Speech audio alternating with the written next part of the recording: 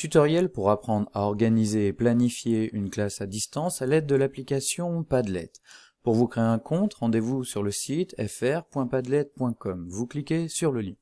Vous cliquez ensuite sur le bouton Inscription. Vous pouvez vous créer un compte à l'aide de votre compte Google, Microsoft, Apple ou à partir d'une simple adresse mail que vous allez associer à un mot de passe que vous ne perdez pas. Vous cliquez ensuite sur Inscription et là, Padlet vous propose soit une option payante que l'on ne va pas sélectionner, soit une option basique, gratuite, qui nous limite à seulement 3 murs Padlet, mais on peut créer plusieurs comptes Padlet avec plusieurs adresses différentes, et seulement 10 mégaoctets par fichier déposé, mais ça devrait suffire. On clique sur Choisir. Voilà, vous êtes ici sur le tableau de bord de votre Padlet, vous voyez qu'il n'y a rien dans Effectuer, puisque vous n'avez pas encore créé de Padlet. Justement, allons-y. On va cliquer sur Plus, créer un Padlet.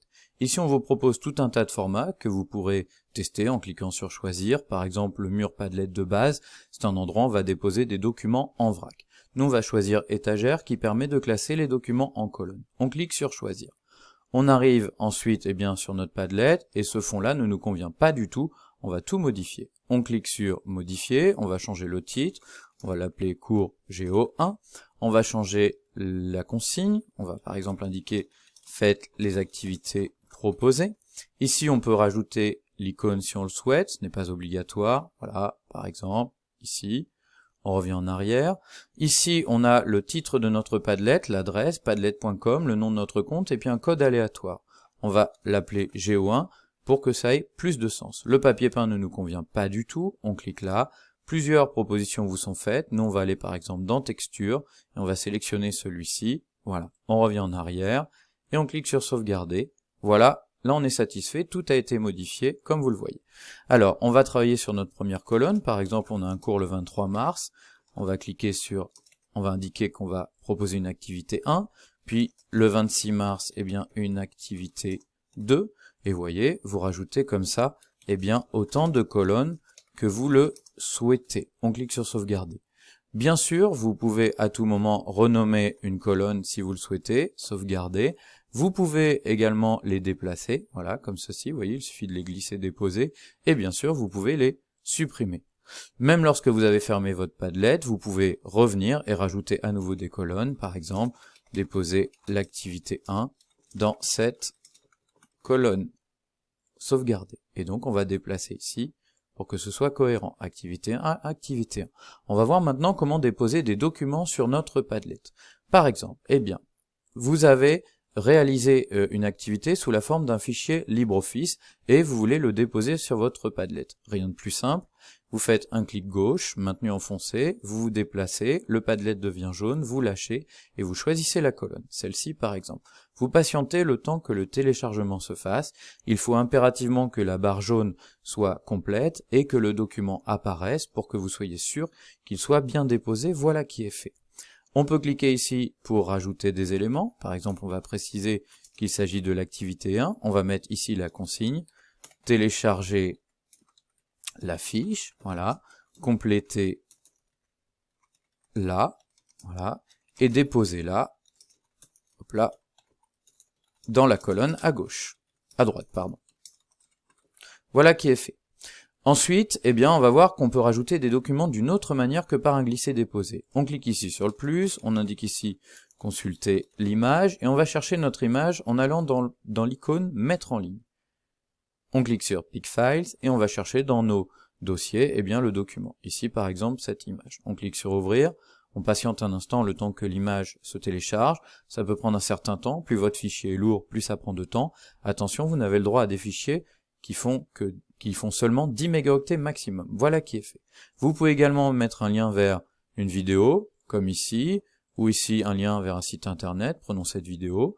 On récupère l'adresse, on va ici, on descend, on clique sur plus, on va indiquer consulter la vidéo, et cette fois on ne va pas aller dans mettre en ligne, mais dans link, on va mettre un lien, et on va coller ici le lien vers notre vidéo, on clique sur sauvegarder, voilà qui est fait. La vidéo, on peut la regarder à tout moment, voilà, il suffit de cliquer dessus, voilà, on la voit se dérouler, on peut la mettre en plein écran, échappe pour sortir, voilà qui est fait.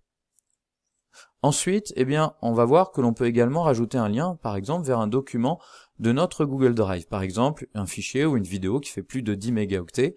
on la dépose dans le Google Drive, et ensuite, clic droit, obtenir un lien de partage, voilà qui est fait. On clique ensuite sur le plus, consulter la vidéo, et puis bien pareil, ici il s'agit d'un lien, donc link, clic droit, coller, sauvegarder, on patiente un instant, voilà qui est fait.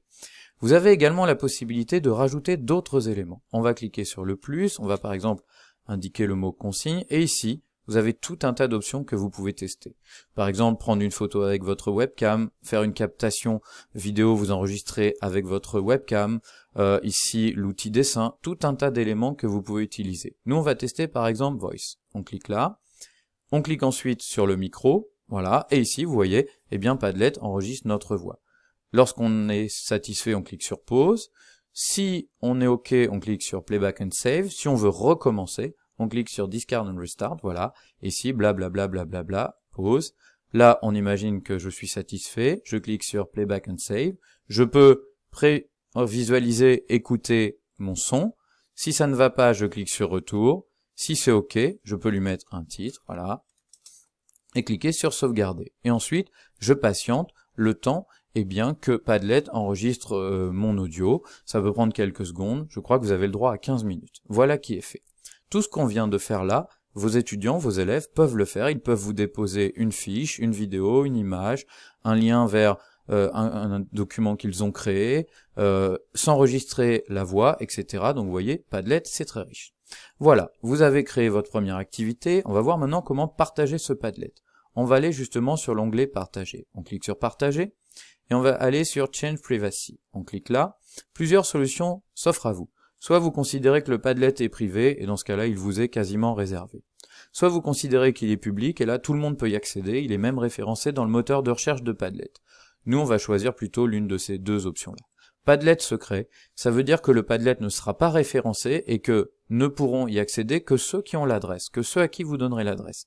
Si vous voulez renforcer la sécurité, eh bien vous cliquez sur mot de passe et vous rajoutez un mot de passe que vous devrez bien sûr transmettre à vos étudiants, à vos élèves, pour sécuriser davantage votre Padlet. Nous, on va se contenter tout simplement d'un Padlet secret, et voilà.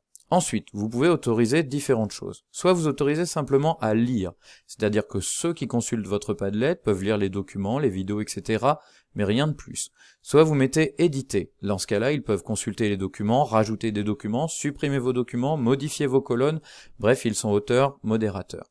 Nous, on va choisir l'option intermédiaire, peut écrire. Ça veut dire que les gens peuvent consulter les documents, déposer des documents supplémentaires, mais ils ne peuvent pas enlever les nôtres et modifier l'architecture du Padlet. Voilà qui est fait. Lorsque vous êtes satisfait, voilà, eh bien, vous cliquez sur sauvegarder. Ici, pas besoin de le faire puisque c'est l'option par défaut. Si vous modifiez, vous devrez sauvegarder vos modifications. Voilà. Donc nous, ici, on ne change rien et on ferme. Ensuite, comment transmettre ce Padlet à vos étudiants, à vos élèves? C'est très simple, vous allez tout simplement copier l'adresse qui est ici et leur donner, soit par mail, soit par Pronote, soit par ce que vous voulez. On va se mettre maintenant dans la position justement d'un étudiant. Je vais changer de navigateur avec un navigateur non connecté à Padlet et Google pour justement voir ce que ça donne. Votre étudiant a récupéré votre Padlet, il le met ici dans la barre d'adresse, il clique sur Entrée et il tombe donc sur les activités que vous lui proposez. Voilà, des vidéos, une image qu'il peut regarder, même télécharger, une vidéo qu'il peut lancer, on a vu qu'il pouvait la mettre en plein écran tout à l'heure, il peut écouter votre consigne audio, votre dialogue, ce que vous avez enregistré, bref, tout est possible. Et ici, il a une activité à télécharger. Il va cliquer dessus, et il va justement la télécharger. Il patiente un instant, soit il l'enregistre dans son ordinateur pour l'ouvrir plus tard, soit il l'ouvre directement avec le logiciel proposé. Ici, c'est ce qu'on va faire. Donc c'est un document LibreOffice avec, voilà, un titre, des documents, ici factices, des questions auxquelles il faut répondre, et le nom, le prénom. L'élève clique sur éditer le document, il le complète. Voilà, il indique ici son nom, par exemple, il s'appelle Tom Paul, voilà, c'est fait, il consulte les documents, il indique ici, ses réponses, voilà, de cette manière-là, et lorsqu'il a fait le travail, il va enregistrer l'activité. Enregistrer sous, voilà, par exemple dans mes images, voilà, il va l'appeler, par exemple, copie de Tom Paul, voilà, enregistré. Et ensuite, comment est-ce qu'il va vous transmettre ce document? C'est très simple, hein. Il va tout simplement le glisser, déposer, voilà. Donc sa copie est ici, un glisser, déposer, il lâche, il choisit la bonne colonne, ici c'est bien dans déposer l'activité 1, voilà, il patiente un instant, le temps que sa copie se charge, il doit bien patienter le temps que la copie arrive, et ensuite, eh bien c'est bon, l'activité sera déposée. Voilà, donc voilà un petit peu comment faire, voilà, ici vous avez la copie de Tom Paul.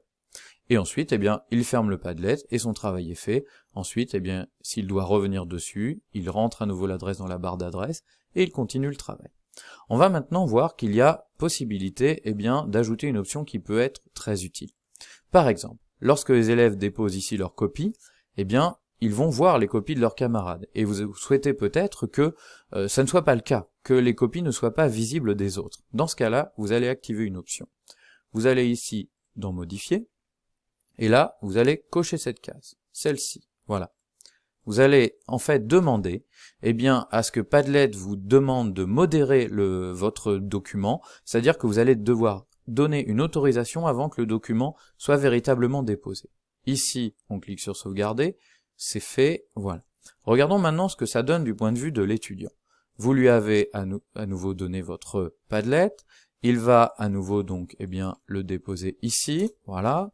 À nouveau, eh bien, il va télécharger le document, l'enregistrer, travailler dessus et le déposer. Donc allons-y, hop, il dépose sa copie, toujours dans la bonne colonne, patiente un instant, voilà, le temps que la copie se télécharge, et ensuite, eh bien, vous allez voir que la situation va être différente. Patiente un instant, le temps que ce téléchargement se fasse, voilà, vous voyez ici, en attente d'approbation. Il peut d'ailleurs, ici, rajouter son nom, hop, Paul Tom, et puis, s'il s'est trompé, voilà, il peut bien sûr décider de supprimer sa copie pour en mettre une nouvelle, aucun problème. Voilà, donc ici en attente d'approbation. Vous là, eh bien vous voyez, vous avez la copie qui est apparue, et vous pouvez soit la supprimer si vous estimez que ça n'est pas un document qui doit venir là, soit l'approuver, c'est-à-dire la valider. Mais vous n'êtes pas obligé de le faire tout de suite.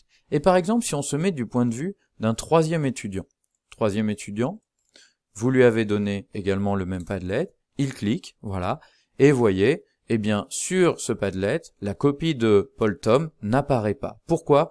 Parce que vous ne l'avez pas encore validé. Et du coup, vous pouvez tout à fait décider de patienter le temps que toutes les copies soient postées avant de les approuver. Par exemple, ici, voilà, imaginons que, eh bien, le deuxième élève ait fait son travail.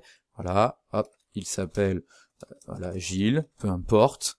Lui, eh bien, sur son ordinateur, il va déposer sa copie, voilà, pareil ici. Lui aussi va patienter le temps, eh bien, que la copie se télécharge. Voilà, cela prend quelques instants. Et ensuite, eh bien, vous allez voir que vous allez vous retrouver avec le même phénomène. Ici, vous avez cette fois 2 copies à approuver. Lorsque la date limite de votre activité est arrivée, vous pouvez tout à fait décider d'approuver, de valider les copies.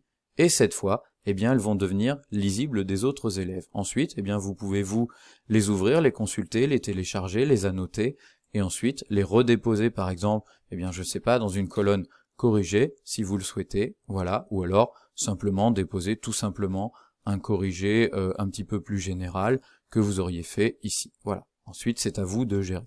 Vous voyez que du coup, cette fois, eh bien, ici, si on actualise les Padlets des élèves, ils vont voir les copies de leurs camarades et la leur également insérées. Vous voyez, toutes les copies sont lisibles. Donc c'est à vous de jouer. Si vous souhaitez, eh bien, bloquer les copies le temps que tout le monde les dépose pour éviter que chacun regarde sur ce qu'a fait l'autre. Voilà. Vous savez maintenant un petit peu comment fonctionne Padlet. C'est à vous de jouer. D'ailleurs, lorsque vous sortez de Padlet, eh bien, vous retournez ici sur votre tableau de bord. Vous voyez ici votre Padlet que vous pouvez modifier à tout moment si vous souhaitez rajouter des colonnes, consulter les documents qui sont arrivés petit à petit, etc., etc. Une fois que vous avez fini de travailler, il vous suffit de vous déconnecter, voilà, et ensuite, eh bien, vous vous reconnectez avec votre compte à l'envie. Voilà, vous savez maintenant comment créer, gérer, planifier une classe à distance avec Padlet. C'est à vous de jouer.